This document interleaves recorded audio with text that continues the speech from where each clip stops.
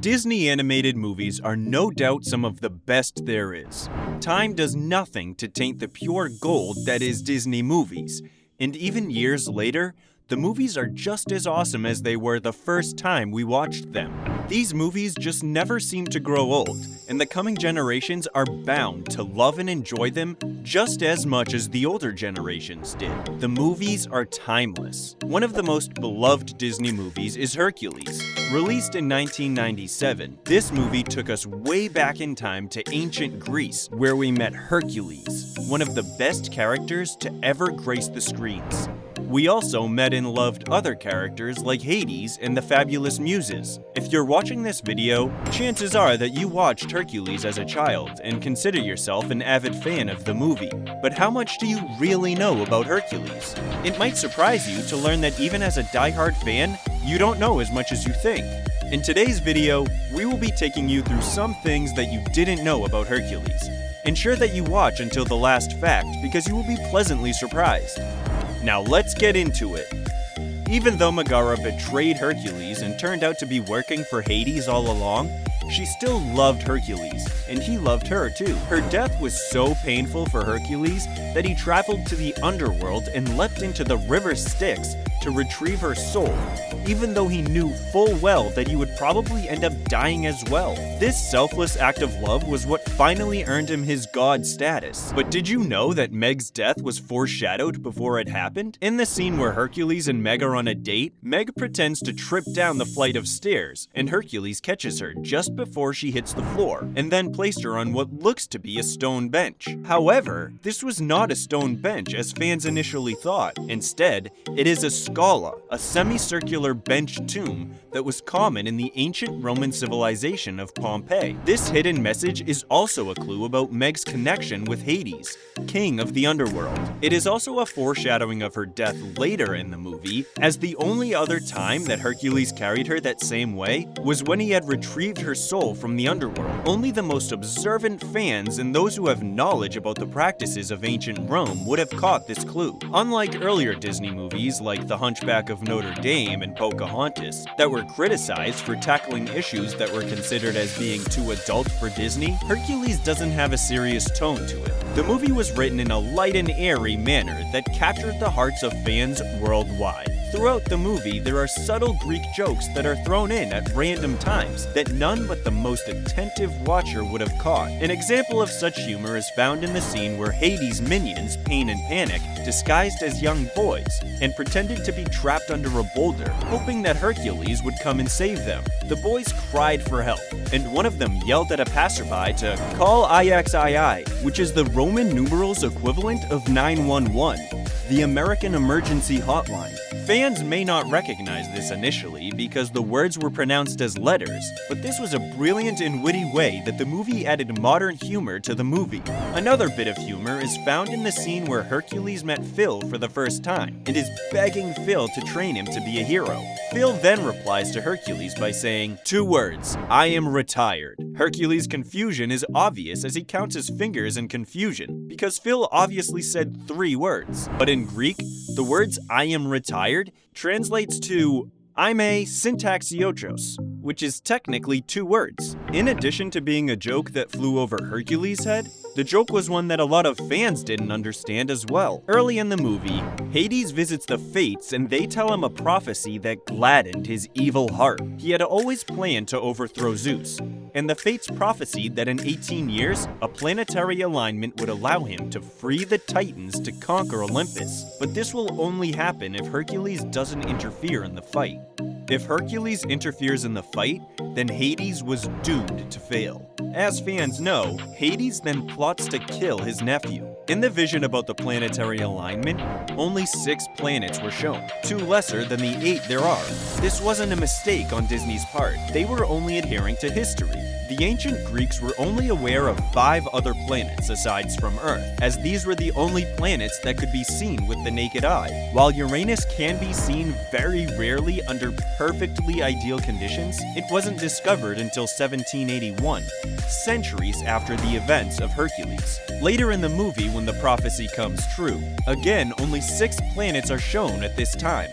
neither Neptune nor Uranus had been discovered, so Disney was correct with their portrayal. Hats off to them. In the scene where Hercules sings his famous song, I Can Go the Distance, the protagonist climbs a tree and watches a shooting star as it flits across the night sky. While most fans didn't count this as important, the director of the movie, Ron Clements, explained in an interview that the shooting star we see in that scene is not a mere shooting star, but it was in fact Hercules' old friend Pegasus watching over his friend from the sky, until Hercules could rejoin him properly as a god once again. That is true friendship right there. The only other scene in the movie where we see a shooting star in the night sky is when Meg and Hercules are on their date. Knowing what we know about the first shooting star, it wouldn't be far-fetched to assume that this other shooting star is Pegasus, watching over his best friend from the sky. This makes even more sense when we factor in the fact that Meg was working for Hades the whole time, so Pegasus would watch over Hercules, as he knows that Meg isn't to be trusted. While Disney was historically correct with their portrayal of only 6 planets, this doesn't mean that they were correct with all other facts of the movie. It is unclear whether these are because of the adaptation process or simple errors, but we lean towards the former. One of the biggest brow-raising changes is the protagonist's name. The movie is based on Greek myths, but Hercules is actually his Roman name.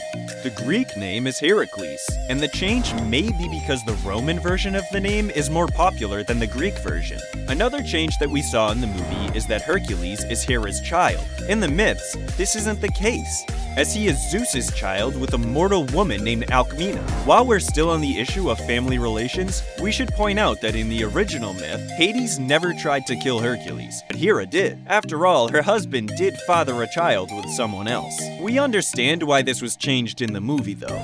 It would be off-putting to have a mother try to kill her own child. Also, Meg never tried to trick Hercules in the myths, even though Hera does trick Hercules into killing Meg and their children. Also, Pain and Panic were minions to Ares, the god of war, and not Hades. Finally, in the original myths, Pegasus never had anything to do with Hercules, as he was born when Perseus killed Medusa, and not created by Zeus as was depicted in the movie. While the movie does stray from the traditional myths, this doesn't make it any less enjoyable to watch. And while we're on the topic of rewrites in the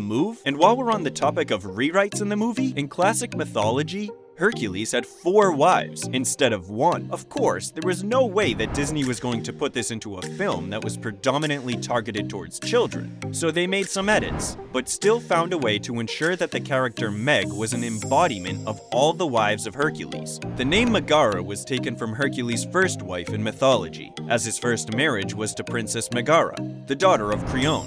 In the movie, Meg is a feisty and fiercely independent woman who unwittingly falls in love with Hercules, much like his mythological second wife, Omphale, who fell in love unintentionally with Hercules when she owned him. In the myths, Hercules meets his third wife, Deianira, when he saved her from the centaur Nessus, and this is how he meets Meg in the movie. Finally, his fourth and last wife in the myths, Evie, the goddess of youth, was the cupbearer to the other gods and was like a servant to them. Of course, this is similar to how Meg is a servant to Hades in the movie. While Disney found a way to merge all 4 wives into one woman, it was so well done that only the most enlightened in Greek mythology would have realized what they did. 3 years before Hercules made its cinematic debut, Disney blessed the world with the amazing film that is The Lion King. If you are a Disney fan, then you're familiar with the story of Scar, Mufasa, and Simba. Scar is regarded to be one of Disney's top villains of all time. So you might have wondered over the years, what exactly happened to Scar at the end of it all? We get a semblance of an answer to this question in Hercules. The brother-murdering Scar appears to have gotten what was coming to him, as he makes a brief appearance in Hercules, but not as himself. At least, not technically. In the scene where Hercules is getting his portrait painted, he dons a dead lion's mane. We get a clear view when Phil uses the mane as a wipe to remove paint from his face, and it is glaring that it is indeed Scar.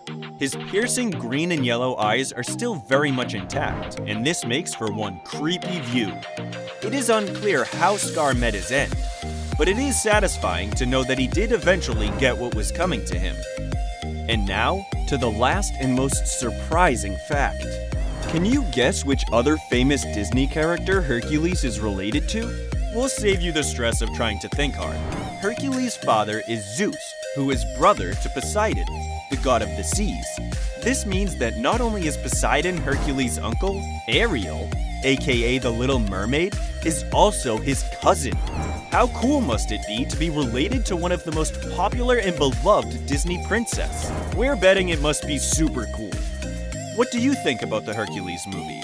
And what do you think about the character himself? Did you make the connection between Hercules and Ariel? Is there any fact you think we left out in the video? What character would you like to see us do next? Leave a comment for us down below, letting us know what you think. Take a look at this recent clip by Director's Choice. And don't forget to subscribe and turn on notifications. That's all for today. Thank you for watching.